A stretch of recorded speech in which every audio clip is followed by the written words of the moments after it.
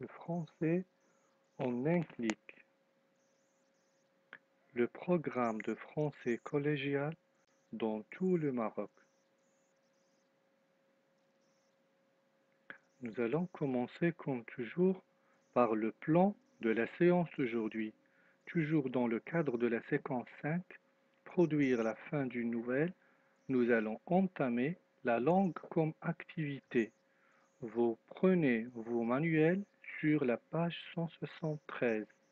L'objectif de la séance d'aujourd'hui est d'exprimer une hypothèse sur ce que fait un personnage.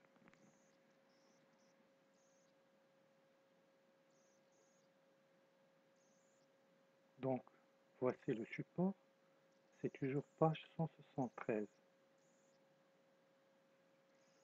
On commence d'abord par la première question. Nous avons combien de phrases dans le support? La réponse est très simple. Nous avons 3 phrases. Deuxième question.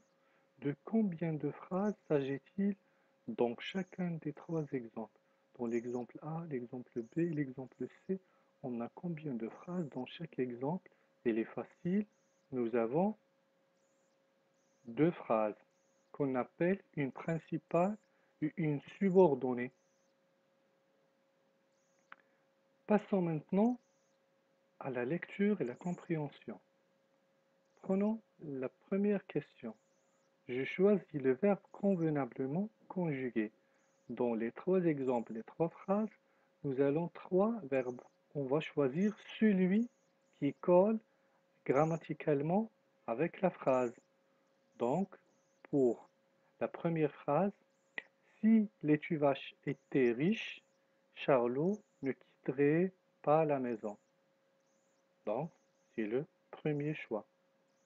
B maintenant, si Charlot est satisfait, il ne se révoltera pas contre ses parents. C'est le deuxième choix. Troisièmement, au cas où Charlot quitterait la maison, il ne viendrait jamais. Donc, c'est le troisième choix.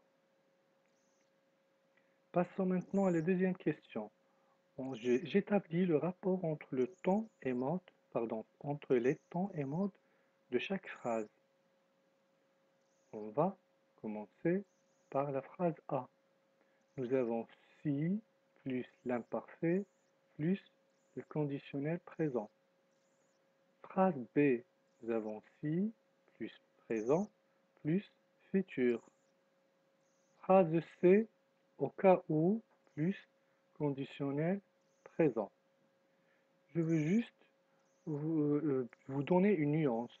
Comme toujours, avant de lancer la réponse, vous mettez la vidéo en pause pour répondre sur vos cahiers de recherche et comparer par la suite avec les réponses que je vous donne. Allez-y, on enchaîne. On passe à la troisième question. Je découpe chaque phrase en propositions et subordonnées. Vous avez ce tableau-là que vous allez essayer de remplir. Voilà, on passe à la réponse. Le tableau devient de la façon suivante. Dans la phrase A, la principale c'est Charlot ne quitterait pas la maison. La subordonnée, les tuvaches étaient riches. B, la principale, il ne se révoltera pas. La subordonnée, Charlot est satisfait. C, il ne reviendrait jamais, c'est la principale. La subordonnée, c'est Charlot quitterait la maison. On passe maintenant à la question numéro 4. Je dégage les conjonctions qui relient les deux propositions dans chaque phrase. C'est très facile. Dans la phrase numéro A,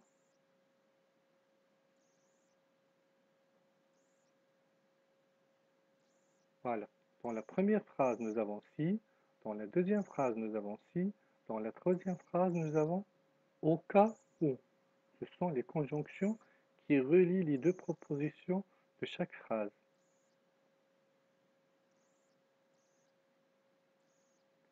Passons maintenant à la question numéro 5. J'indique les temps verbaux utilisés dans chaque proposition. Donc, nous avons déjà ce tableau-là. Vous allez l'exploiter pour essayer de déterminer le temps de chaque verbe et dans la principale et dans la subordonnée. La réponse sera comme suit.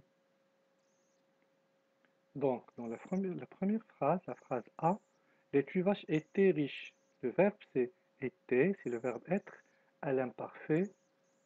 La principale c'est quitterait, c'est le verbe quitter au conditionnel présent. Deuxième phrase, phrase B, Charlot est satisfait.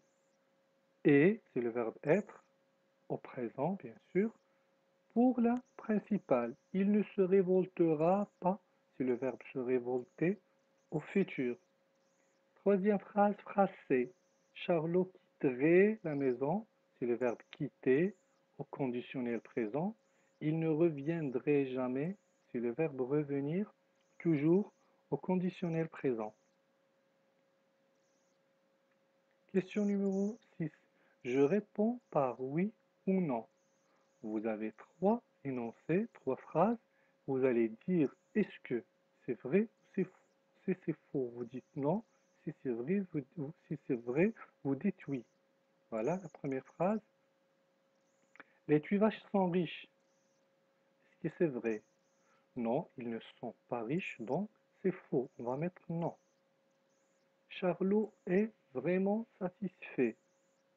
Charlot n'est pas satisfait, donc on va mettre également non. Charlot a déjà quitté la maison. Non, Charlot décide de quitter, mais il n'a pas encore quitté, donc toujours c'est non. Question numéro 7. Je conclus que ces données ne sont pas vraies, c'est-à-dire ces phrases de la question numéro 6 ne sont pas vraies, c'est-à-dire les tuvaches ne sont pas riches, Charlot n'est pas vraiment satisfait, Charlot n'a pas encore quitté la maison. Donc, lorsqu'on a ce genre de phrases, on les appelle comment? Ce sont des hypothèses faradiyat.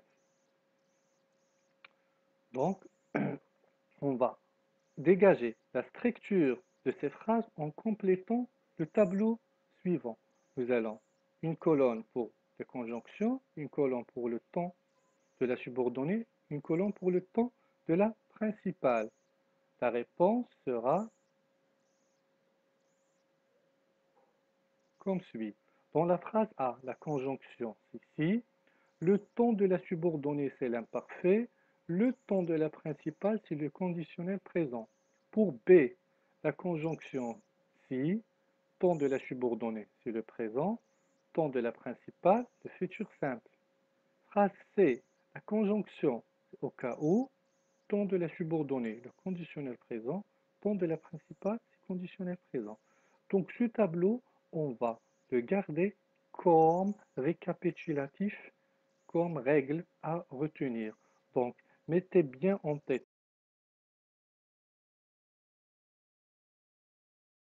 qui suit. Si plus imparfait, c'est conditionnel présent.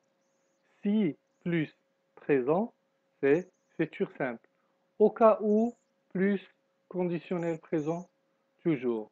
Donc, pour bien mémoriser ça, vous allez revenir aux phrases pour bien comprendre ce que je viens de dire. Regardez, si les tuvaches étaient riches, le verbe ici, c'est être, à l'imparfait. Charlot ne quitterait pas la maison, le verbe c'est quitter au conditionnel présent. Donc on a bien respecté la règle si plus imparfait conditionnel présent. Donc c'est ce que vous devez retenir dans la leçon d'aujourd'hui. Voilà, comme ça on arrive à la fin de la séance. Je vous dis au revoir, merci pour votre attention et à très bientôt.